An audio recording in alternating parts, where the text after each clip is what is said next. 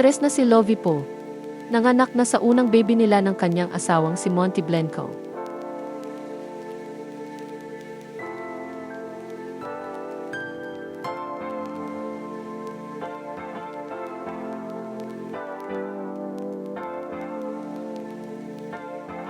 Matatanda ang inanunsyo ng aktres na si Lovie Poe noong September 2025 na siya ay nagdadalang tao na sa unang baby nila ng kanyang asawang si Monty Blanco. Noong araw na iyon ay nakatanggap siya ng congratulatory messages mula sa kanyang showbiz friends, kabilang na ang aktres na si Carla Abellana na nauna nang nag-post ng congratulatory message para kay Lovie sa teaser post ng Bench. Kahit buntis na siya ay tuloy-tuloy pa rin siya sa pagtatrabaho.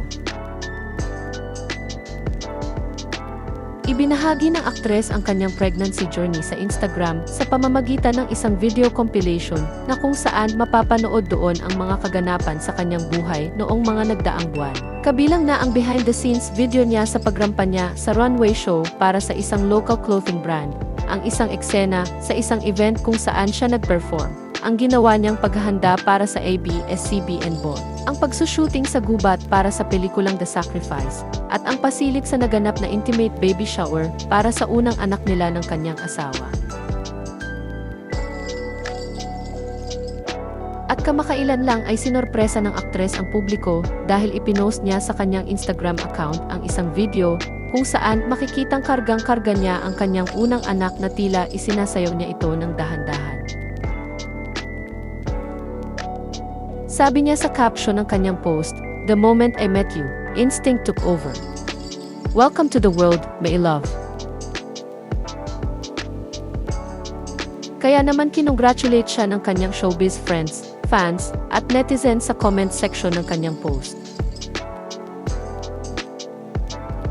Sa ngayon ay wala pang ibinabahagi ang mag-asawa tungkol sa detalye ng kanilang unang anak. Matatanda ang ilang taong engaged sina Lovie Poe at Monty Blanco bago sila ikinasal noong August 8, 2023 sa isang civil wedding ceremony sa Copenhagen, Denmark. Muling nagpakasal sina Lovie at Monty noong August 26, 2023 sa historic Cliveden House sa United Kingdom. At noong August 2025 ay ipinagdiwang ng mag-asawa ang kanilang second wedding anniversary.